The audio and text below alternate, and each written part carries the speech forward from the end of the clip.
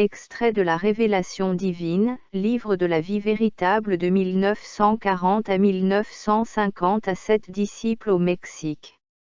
Chapitre 30, le développement de l'âme à travers des réincarnations. Explicité en 10 thèmes. Thème 1, la résurrection de la chair, bien comprise, extrait.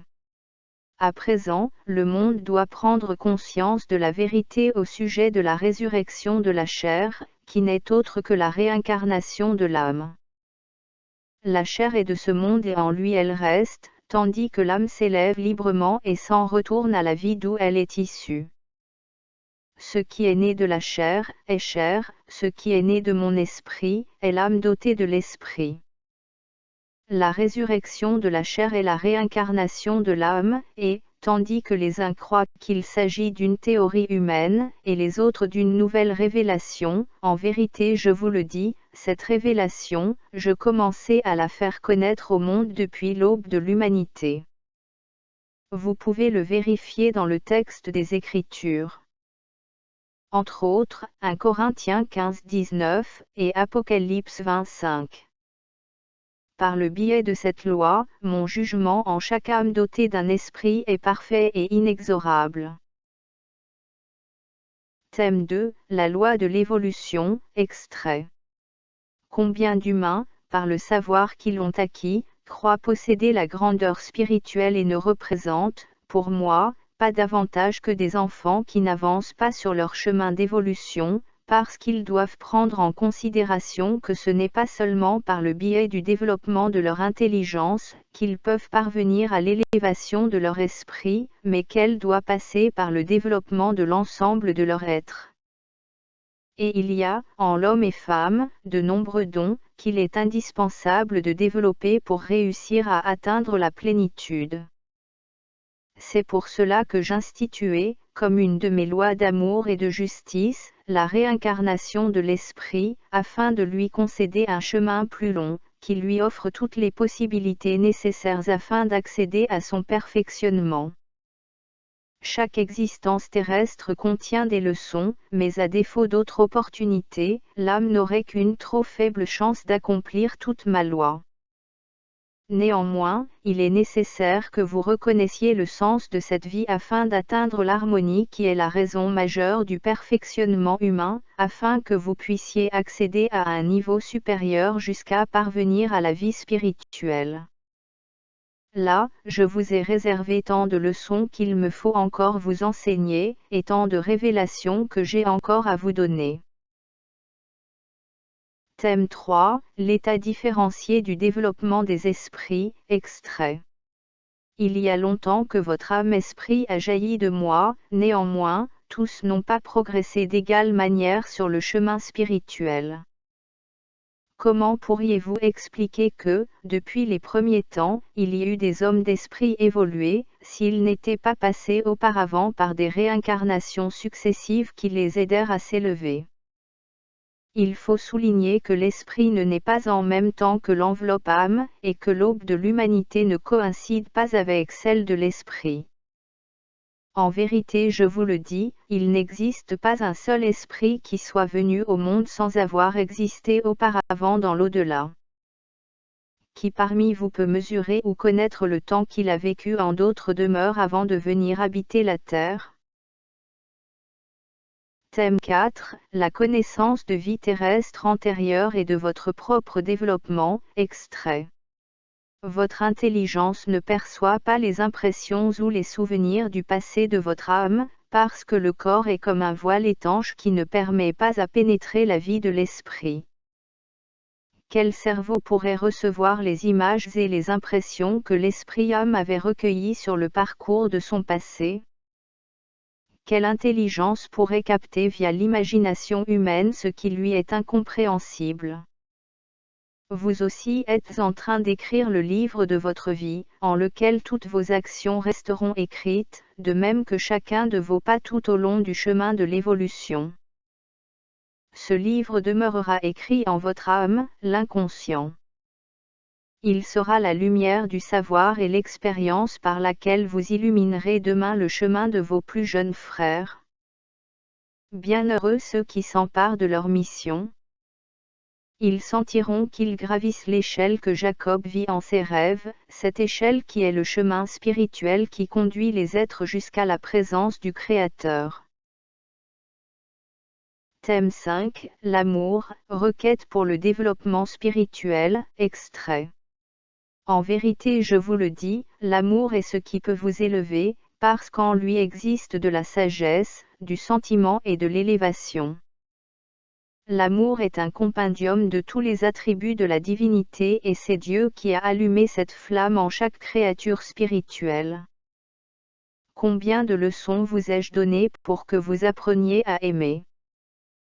Combien d'opportunités, de vies et de réincarnations la miséricorde divine vous a-t-elle fournies? La leçon s'est répétée toutes les fois qu'il a été nécessaire jusqu'à ce qu'elle ait été apprise. Thème 6, diverses raisons pour les réincarnations, extrait.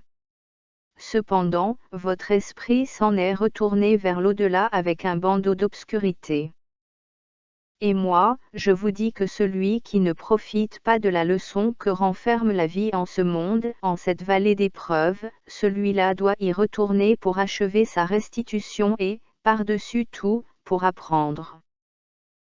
Que personne ne se rebelle à l'idée de devoir retourner à cette planète en un autre corps, et ne pensez pas que la réincarnation constitue un châtiment pour l'esprit. Tous les esprits destinés à devoir habiter la Terre ont dû passer par la loi de la réincarnation, pour pouvoir atteindre leur évolution et mener à bien la mission que je leur ai confiée. Thème 7, le chemin vers la perfection, extrait. Tout esprit doit démontrer, en chaque existence terrestre, le progrès et les fruits de son évolution, en avançant à chaque fois d'un pas ferme. Gardez à l'esprit que le seul bien qui aboutit à son propre bienfait, est celui qui se fait par amour véritable, et charité envers les autres, en plus d'être désintéressé. Il y a, en l'homme, deux forces en présence qui sont toujours en lutte, sa nature humaine, qui est éphémère, et sa nature spirituelle, qui est éternelle. Le pèlerinage de l'esprit est long, son chemin l'est aussi, ses existences sont nombreuses et très variées, et ses épreuves sont diverses en chaque instant, mais tant qu'il les accomplit, il s'élève, se purifie et se perfectionne. Il fixe momentanément son attention sur les faiblesses de sa chair, mais sait qu'il ne peut aimer trop quelque chose qui vit peu et qui, soudain, disparaît dans les entrailles de la terre. Thème 8, l'école universelle de la vie, extrait. Mais cette humanité, à la recherche de sciences matérielles et des richesses du monde, se laissa dominer par les passions de la chair, ces fibres par lesquelles se perçoit le spirituel s'endurcissant, et devint sourde et aveugle à tout ce qui se réfère à l'esprit. Avant votre création, vous étiez en moi, en tant que créature spirituelle, là où tout vibre en parfaite harmonie, là où se trouve l'essence de la vie et la source de la vraie lumière, avec laquelle je vins vous alimenter. Mais, lorsque vous laissâtes cette demeure, je fournis un vêtement pour l'esprit et vous vous mîtes à descendre toujours plus. Ensuite, peu à peu votre âme évolua jusqu'à en arriver au niveau où vous vous retrouvez à présent, où brille la lumière du Père. Bon nombre d'entre vous ne recevront plus de nouvelles opportunités de revenir sur la terre, pour y réparer leurs fautes. Vous ne posséderez plus cet instrument que vous portez aujourd'hui, votre corps, sur lequel vous vous appuyez. Il est indispensable que vous compreniez que venir au monde est un privilège pour l'âme et que ce n'est jamais un châtiment, par conséquent, vous devez profiter de cette grâce. Ma voix est en train d'appeler les grandes multitudes, parce que de nombreux esprits en arrivent à la fin de leur pèlerinage sur la terre. Cet abattement, cette lassitude, cette tristesse qu'ils éprouvent dans leur cœur, sont la preuve qu'ils aspirent déjà à une demeure plus élevée, à un monde meilleur. mais il est indispensable que l'ultime étape qu'ils parcourent dans ce monde, ils la vivent en obéissant aux préceptes de leur conscience, afin que l'empreinte de leur dernier pas sur la terre, soit une empreinte de bénédiction pour les générations futures qui viendront accomplir leurs diverses missions dans le monde. Thème 9, le pouvoir de conviction de la doctrine de la réincarnation, extrait. Inutiles et vains seront les efforts que les religions déploient pour conserver leurs fidèles dans la routine d'anciennes croyances et de méthodes hors du temps, parce que personne ne pourra arrêter la lumière divine qui pénètre au fond des entendements, en réveillant l'esprit, à une ère de révélation, de divine confidence, d'éclaircissement des doutes et des mystères, de libération spirituelle. Thème 10, étape de la réincarnation d'un esprit, extrait.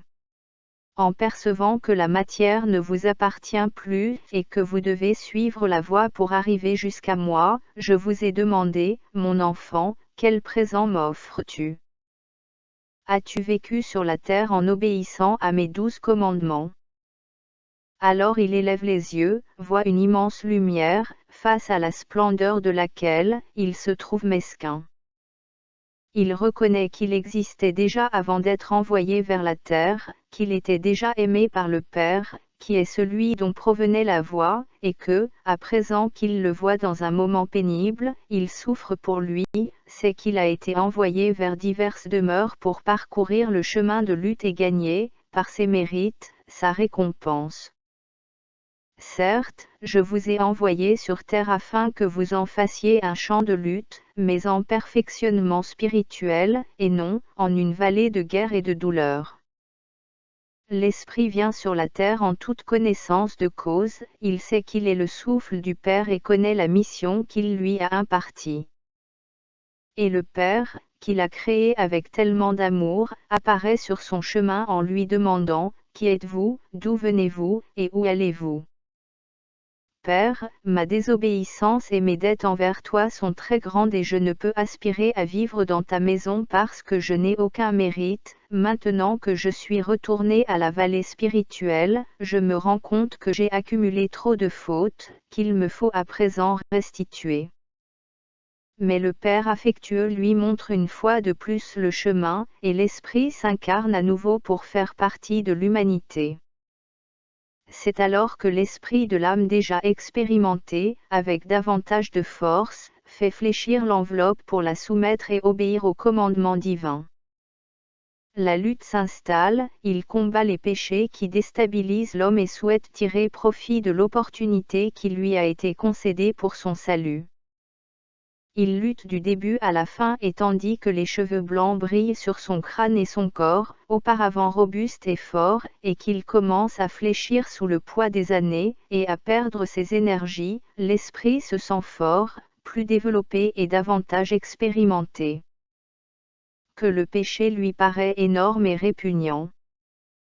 Il s'en éloigne et arrive à son terme, il attend seulement le moment auquel le Père l'appelle, parce qu'il en est arrivé à la conclusion que la loi divine est juste et que la volonté de Dieu est parfaite.